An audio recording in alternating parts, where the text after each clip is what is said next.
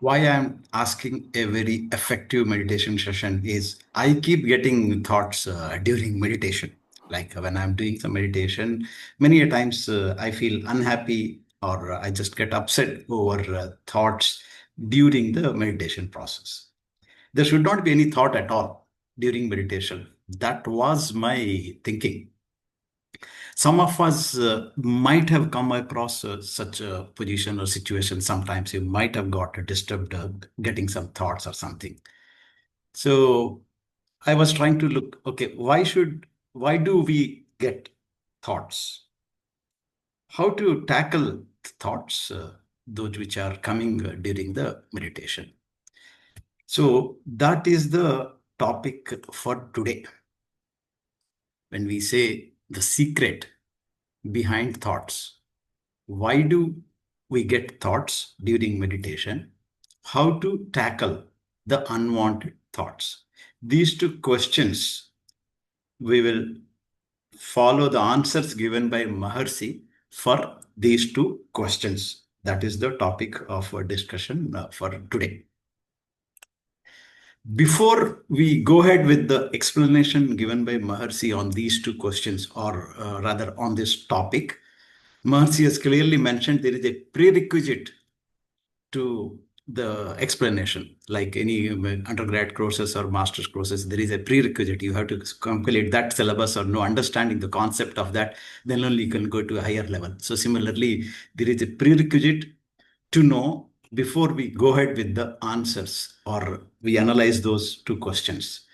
Those are the phenomenon, the universal phenomena. There are three phenomena of universal functioning. On the universal functioning, there are three phenomena which need to be understood or which need to be explained, then we can proceed with.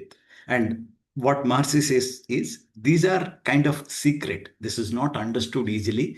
These universal phenomena cannot be perceived by normal conventional senses. The five senses cannot be perceive those things. For this, it requires a developed mind, which is developed through meditation. That kind of mind is required to understand the phenomenon, what we are going to talk one by one. All of us are regular practitioners of meditation. We are aware of Vedatrium concepts like life force, energy particle, universal magnetism, absolute space. All these things will be referenced during the explanation of this phenomena. All of us are aware, well aware of this. So we can straight away go into the phenomena as explained by Maharshi. That is the phenomenon number one. The phenomena says all that what we see or feel in the universe is in motion. This is number one from the universal phenomenon. The first one is all that what we see or feel is in motion. Actually, the objects just appear to be static, but those are not static. Whatever we feel or see is constituted by energy particle. That's very we have gone through all these sky classes, so we know that everything is made up of energy particle. This energy particle itself is rotating. So whatever is constituted by the energy particle, all those things are in motion. So this is the background of justifying the phenomenon what is being explained.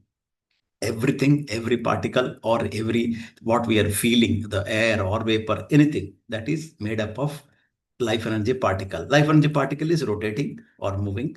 The revolutions of life energy particle is about 2 million revolutions per second. This is the estimate by Maharshi. The revolution speed is 2 million revolutions per second. Okay.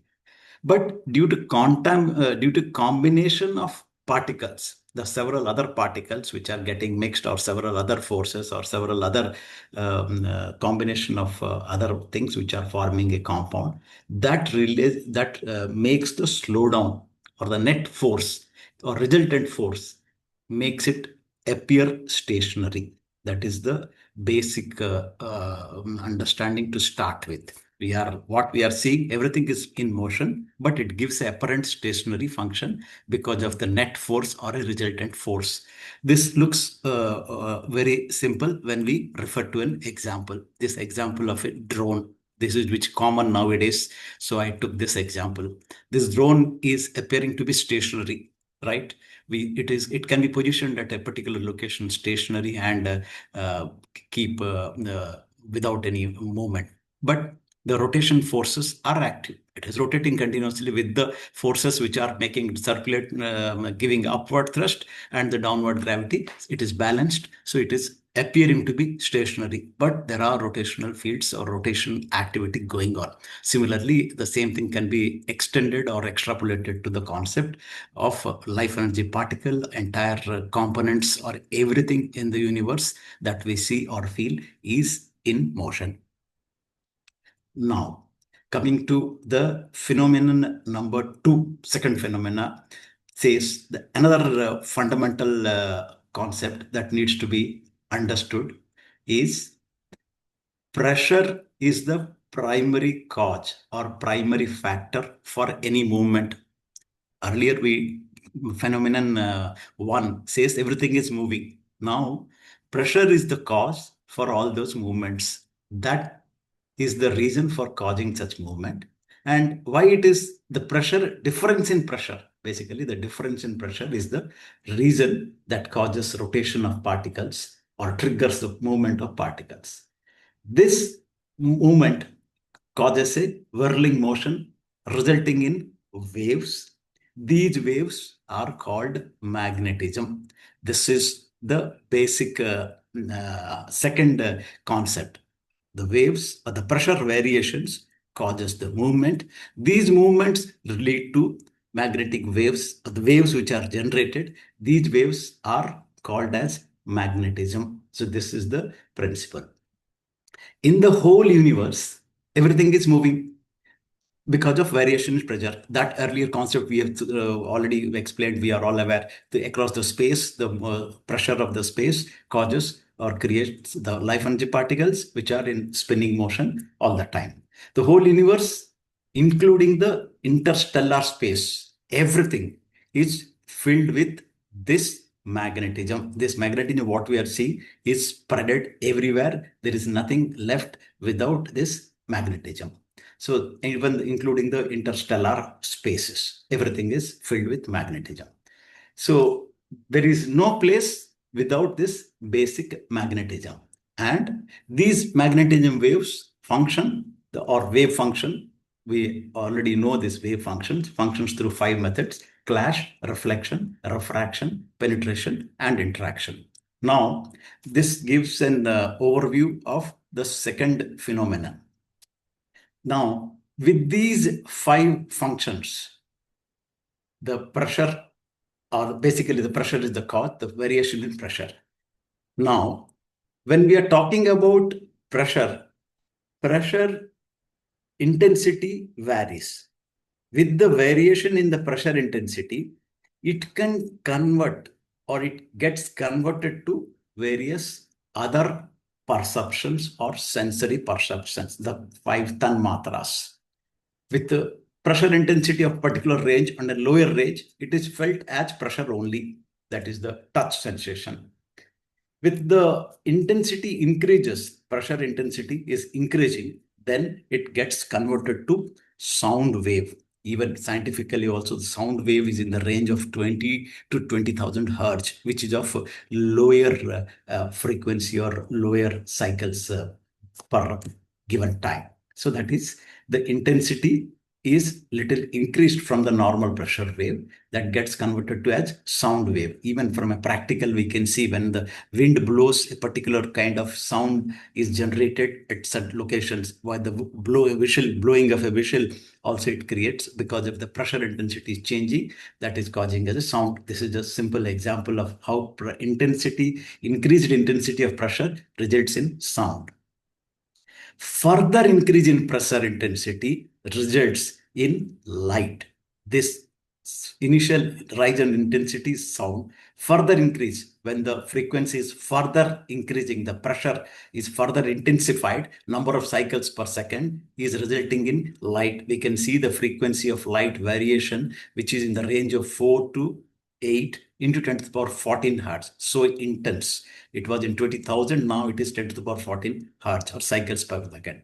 Even in the same light range, there are ultraviolet range, then comes visible light range, then comes infrared range, which is still higher intensity, then comes the gamma. This is how the intensity, increased intensity of pressure wave gets converted to light.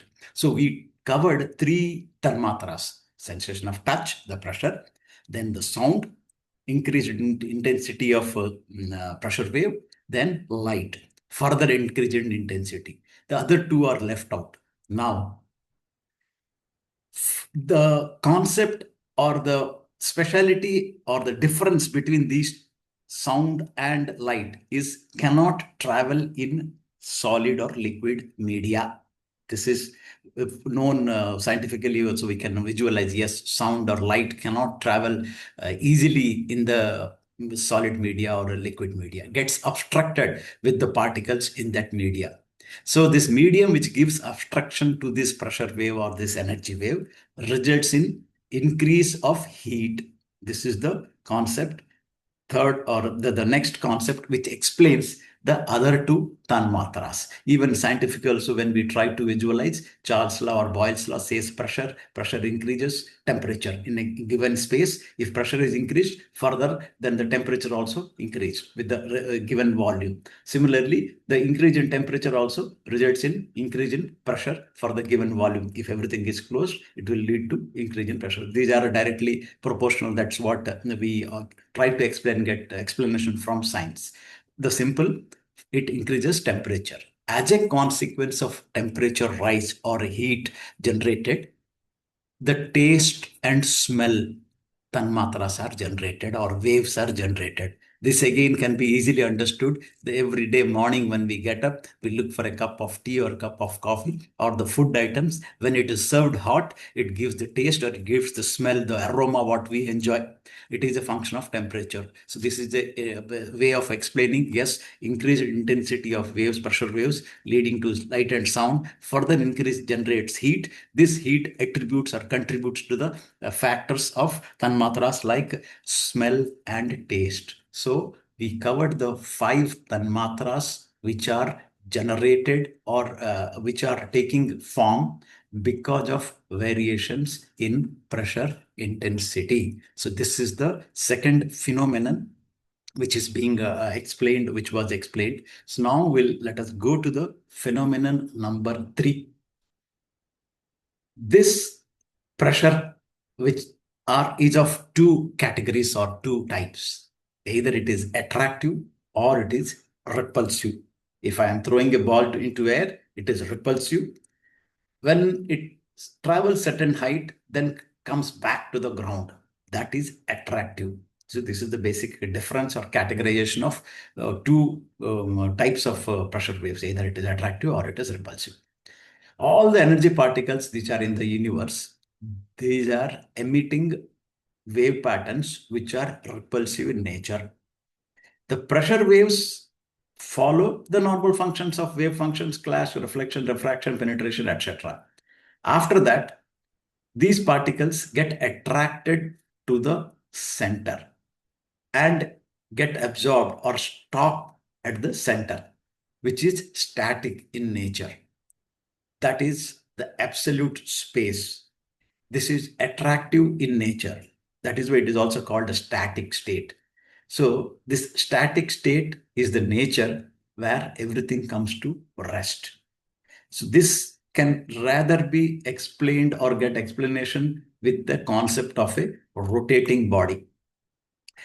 When a body is rotating in a circular motion, this gets uniform angular velocity or uniform revolutions per second. If I am trying to explain or see imagine the athletes which are running on a circular track. All are running at a same positions they are covering.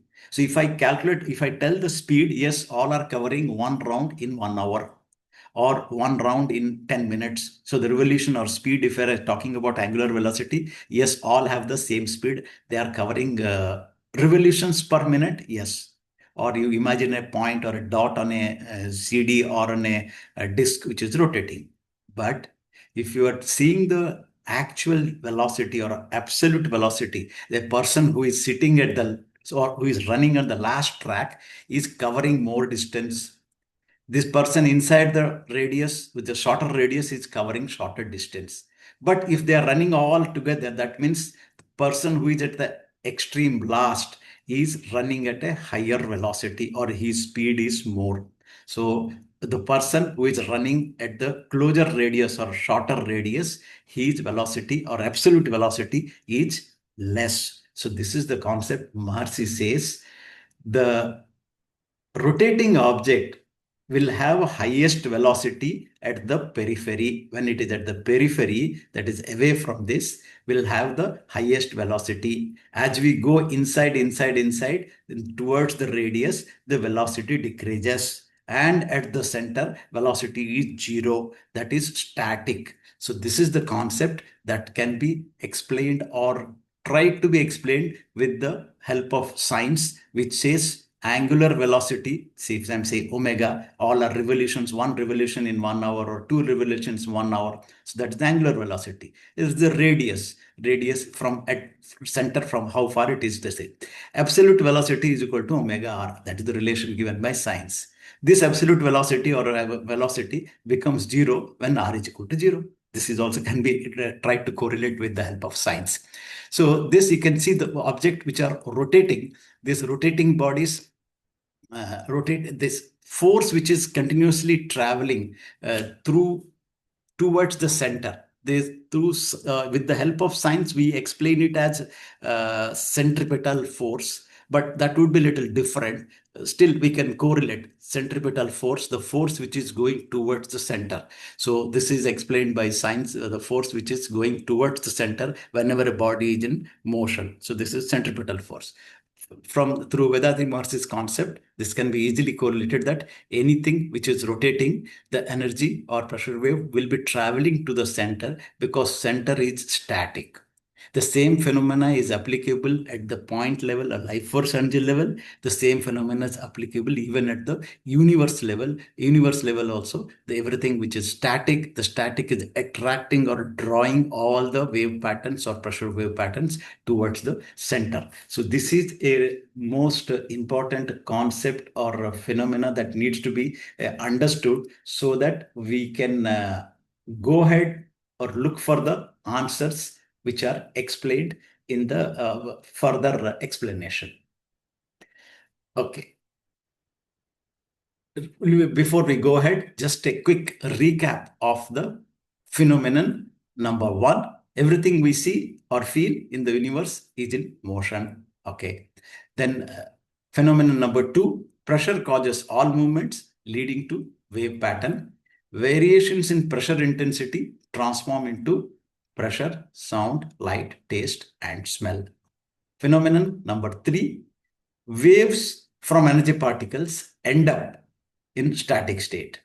The waves received is the characteristic of the particle. This is an important concept, important point to be taken so that we can get an answer for the first question, question number one in subsequent. Okay, when we say due to static center, waves from the periphery are received at the center. Which waves? There are millions of waves traveling or billions. Which wave is it being received? The qualities of the particle decides the type of wave that is received, or the character of the object is responsible for the type of waves received. If any life energy particle is there, it is deciding or it is responsible for the waves that is being received at the center. The waves which are out from a particle, waves are continuously being received by the particle or life energy particle, the pressure waves are emitted also.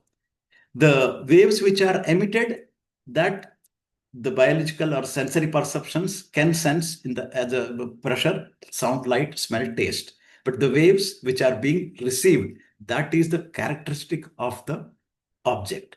If orange is there, orange will receive the characteristics waves of orange, which will have the smell, taste, the pressure, the softness, tenderness, those things as the characteristic of orange. Simultaneously, it emits from the emitting waves that is being used by the or sensed by the sensory perceptions. The key point here is waves which are received at the center of energy particle is the basic characteristic of the particle. So with this and the recap of these three, we can correlate or we will go to the answer. Like based on these three universal phenomena, we can further add a inference or conclude that everything in the universe is made up of particles which are in motion. Without that, only space is there. So either space or particles. These two are the only possible combinations. So energy particles and space, with the combination of this or the variations in this, the particles or atoms or atomic numbers, molecules, all that what we see in chemistry, what we explain, that makes the difference in particles or atoms or elements. For example, if we say cotton could be 20% of atom structure, 80% of space. Some other item like say iron, maybe 80% of is occupied with particles, energy particles, and remaining 20% is space. This is only everything is the variation in combination of space and energy particle. This intensity of movement increase in temperature. This is another concept. So if we heat water, which is combination of hydrogen, oxygen, and some space, with the increase in temperature, it expands. We all know it causes vapor and it causes further increase in temperature leads to further expansion. And change of state also takes place. With the further increase in space, more increase in space, it changes to a different form. We call it as vapor. It has higher energy. So these are the variation forms. But if we overall go to the deeper into the root, it is a combination or a variation in combination of atom and space or energy particle and space. That is what makes the difference. Based on that, scientifically, they try to tell it as atomic number, molecular mass, identify the elements, periodic table. All these combinations have taken place. The basic fundamental behind that is only a variation in the combination of energy particles and space. Okay. Now, our topic of question was, why do we get thoughts when we are in meditation? So with the help of these three backgrounds, combination of phenomena 1 and 2, if we try to understand, everything is in motion in the entire space made up of all energy particles are with the different sizes, different combinations are there in the space. Association of molecules, various sizes based on the combination. These combinations of particles from energy particles to the celestial bodies, huge bodies, everything are emitting waves. These waves are present all across everywhere. So anything that is in motion, generating waves, and these waves are present everywhere throughout the space, throughout the surface, what we are seeing or where we are living throughout the universe. In short, as long as life force is within a body, life force is also, the body is also made up of life force, right? There will be no stoppage of thought or wave will continue to come. So that is the question number one. Thoughts will be there every time as long as life force is there. Then I had a doubt, but why I am getting thoughts during meditation, but not before meditation? There were certain thoughts which were not present during outside when I was acting, doing my regular activities. Those were not present, but certain thoughts were more intense or appearing during meditation. These are nothing but thoughts were there earlier also. But when we are sitting in meditation, our mind is getting more concentrated or focused. Those thoughts which were present earlier also, the waves which were present were not perceived or realized by mind because of our focus or more attention towards other activities. Why? Because the pressure waves coming from other waves, other objects or other thoughts were in more intense in nature. The sense organs consume biomagnetism in treating intensified waves. If the waves are intensified, waves are reaching like sound or light or taste or the smell, then the biomagnetism is consumed equally from the body. So the perception of biomagnetism going towards the sensory perceptions was more. It was not getting the required attention to the mind, which is of lower intensity wave. The lower intensity thought waves were present but not understood. This is the summary. Like in a noisy room, if we are sitting, we cannot hear or we cannot pay attention to the phone ringing or the cell phone rings. We miss to recognize or attend the sound which is coming because of the low intensity and because of our attention on more noisy or other surrounding or circumstances. During meditation, consciousness remains focused on mind. We understand our own mental activity. That's the purpose of meditation. We write to using mind to observe mind. So that's how the meditation is going on. So during that thought process, it is at a conscious state. So the thoughts are being received by the mind and interpreted that I am getting thoughts only during meditation. Further, the type of waves, that is another inference from the phenomenon number 3. The type of wave received is the character of the particle. Now extending the same principle to human mind, thought waves are only a reflection of individual character. Stressed, this line to be stressed. Thought waves are only in reflection of individual character. So the waves which are forming imprint at the static portion from where it is being generated or continuously emitted. These are the actions of past, past karma or even present karma, which are being imprinted and released as wave form. But this is individual's character that is accountable for the thoughts that is being received. So the thoughts that what I am receiving is my own character. I am responsible for the thoughts that I am receiving. This is the summary or conclusion to answer question 1. During meditation, mind is at a subtle and peaceful state. So thoughts during this process or meditation is quite natural. And I am responsible for my character that which is generating or receiving such thoughts. Now the question is, or the next point is, understand your own character, your own values. Instead of opposing the thoughts or instead of complaining about the thoughts, we have to understand our own character, understand our own values. So this is the point leading us to question number 2. Okay. Now question number 2. Why question number 2? Because when we say I get thoughts based on my character. Okay. So I must look at the origin of the problem. Where is the problem? Problem is coming from my own thoughts. So I have to resolve the problem by looking at the origin of the problem. So in order to tackle the problem, I have to look at my own thoughts.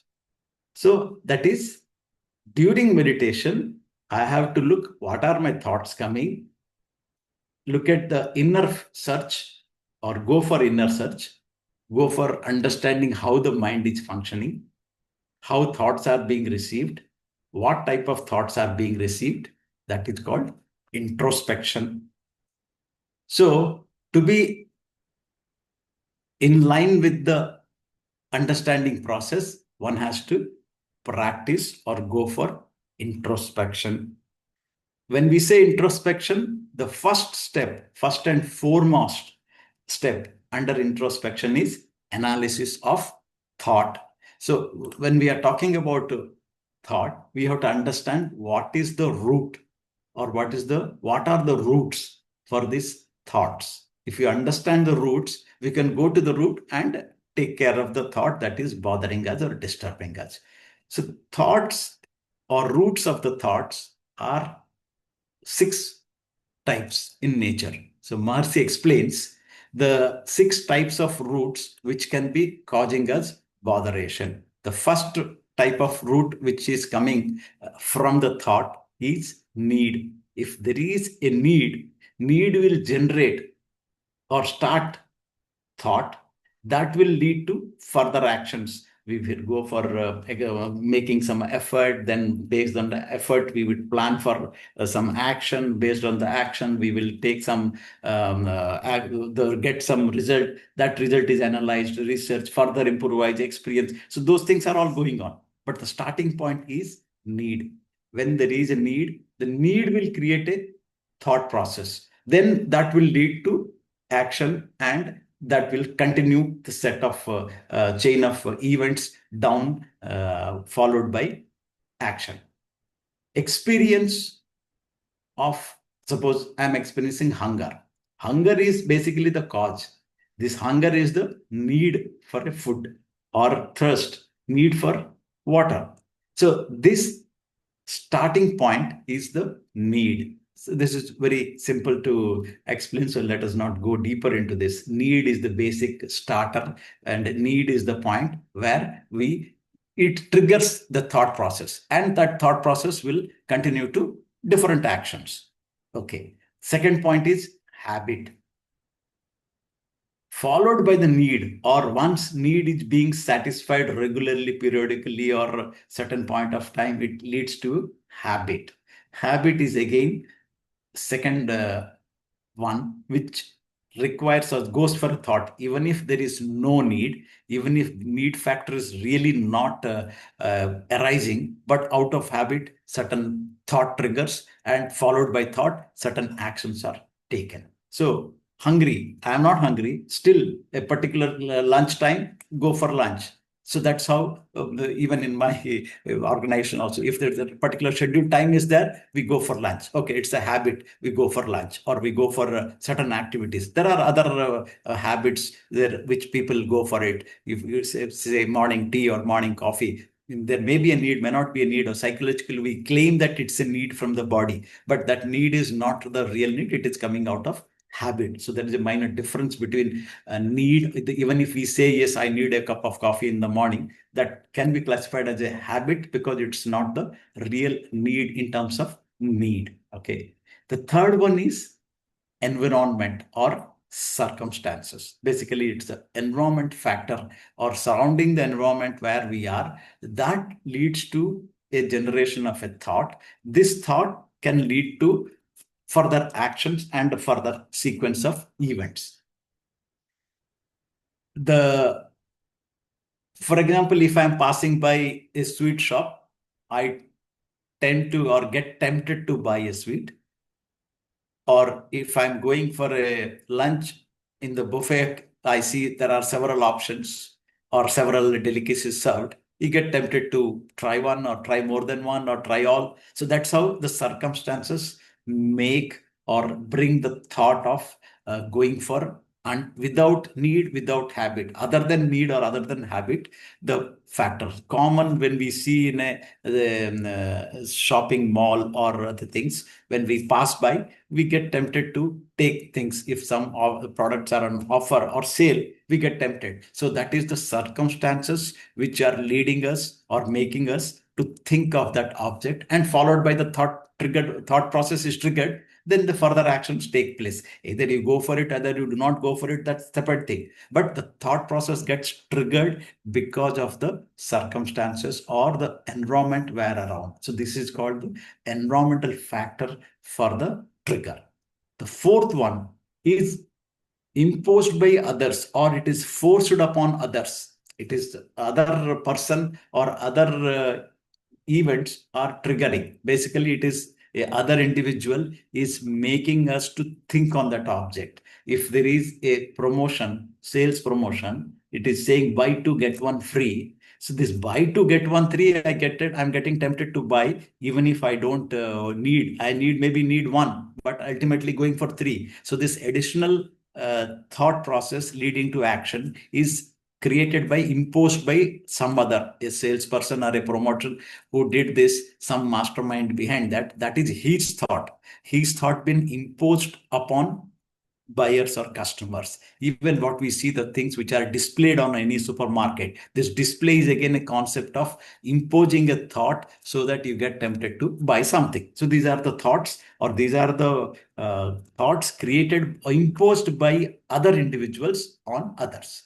So this is imposition, or by other, forced by other individuals. This is the one.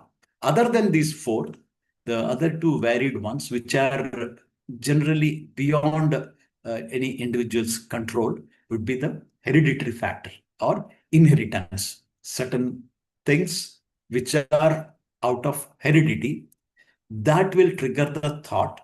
So it is not by the rest four. It's not a need, it's not an habit, it's not coming from the environmental factors, or it is not imposed by any individual, but it is out of inheritance, or the generations through it has passed through the genes it has come. So inheritance or hereditary, some habits which come from heredity, that habit will trigger a thought process, and that thought process will lead to some action.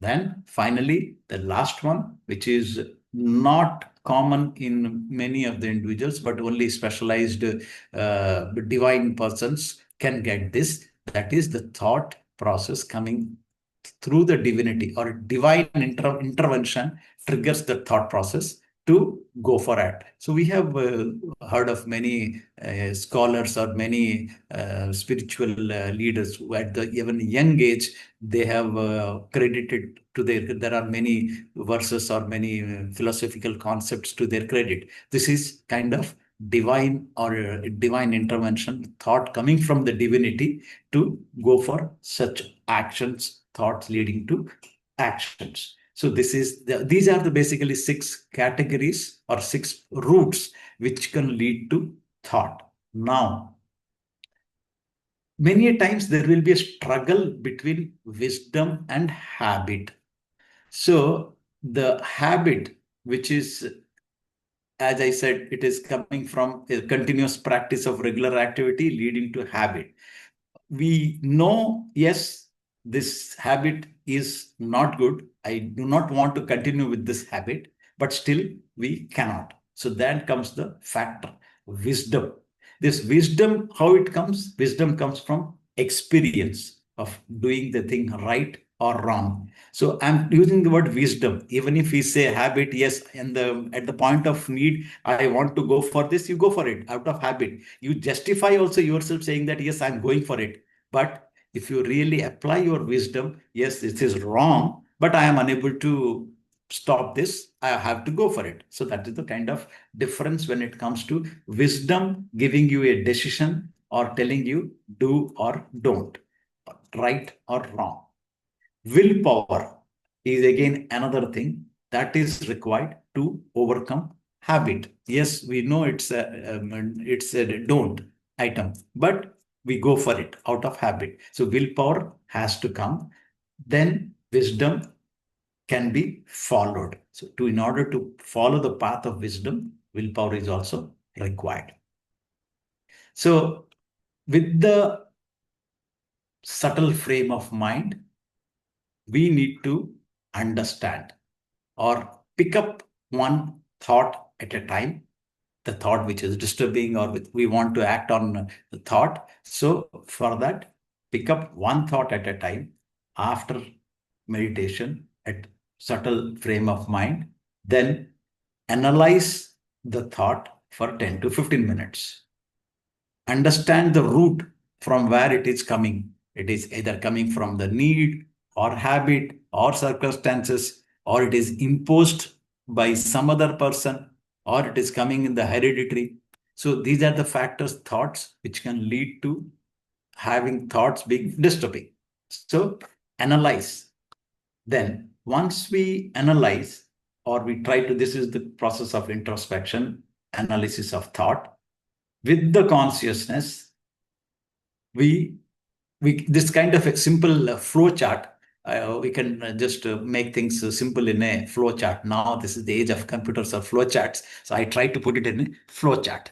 Analyze, then after analyzing the result, try to moralize whether this is morally justified or this is not. So that gives you convention, or that gives you a decision to go ahead. So you realize about the desire, whether that is morally right, morally correct or not. Then the decision on that thought can be decided, yes or no. No, no need to implement, or yes, it is better to implement. So that's how the thought is to be analyzed. With that, whether it is worth to implement or worth to or must avoid. So that is how the decision can be taken or decide whether which path to go.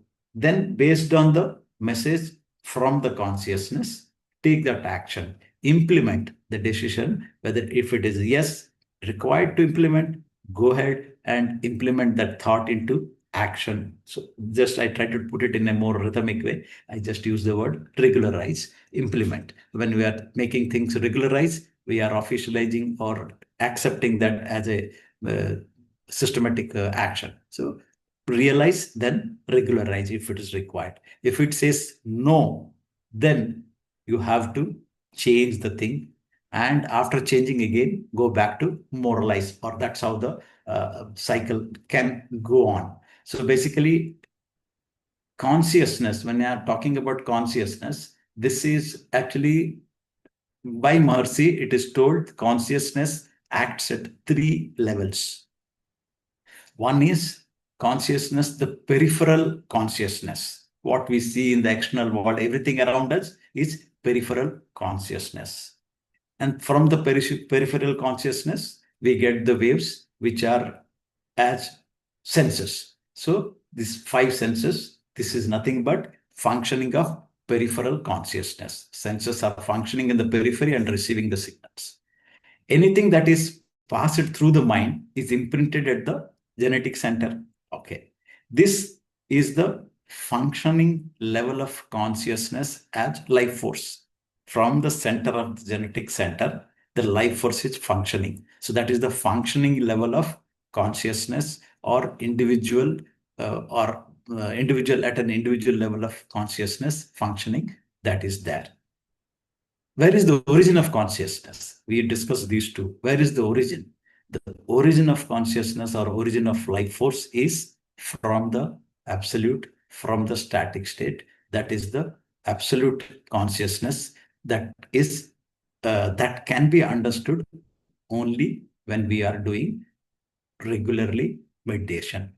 So when we are following the righteous decision on a day-to-day life and bring complete change, that will be called as transformation. I have a certain habits or certain thought process which are arising, which are not required to be done, followed. We go for changing those things. In the change process, that comes to a transformation or a change. This Marcy gave a simple example, like a goldsmith. Goldsmith takes an ornament. Even if I am having a 22 karat ornament, over a period of time, there are the impurities or things which are there in the gold ornament get faded or get contaminated with the passage of time. So goldsmith can heat it, melt it, and at that stage he can put it into a different mold, remold it. So with the remold, the gold purity is increased and the shape is also changed. It gets a new life or a new shape. So that's called transformation. It transforms into this. So with the regular practice of meditation, we can remove our imprints, transform into a new this one. So that is called metamorphosis. So like heating, melting action, then remolding, giving a new shape. Same way, Turyatita meditation can remove the old unwanted imprints, get dissolved and wiped out. Then followed by practice of introspection. These purified and transformation takes place with the regular removal of unwanted activities, unwanted thoughts. Only thing that left out is a changed person, changed individual. That is transformation. That is metamorphosis. So the consciousness, the origin, and the peripheral consciousness with the consciousness at the life force, genetic center. All these three will be in harmony. When all these three are in harmony, that is called perfection or attaining perfection or enlightened soul. So this is the summary of things. Then we can just quickly go into the recap or summarize things that what we have discussed.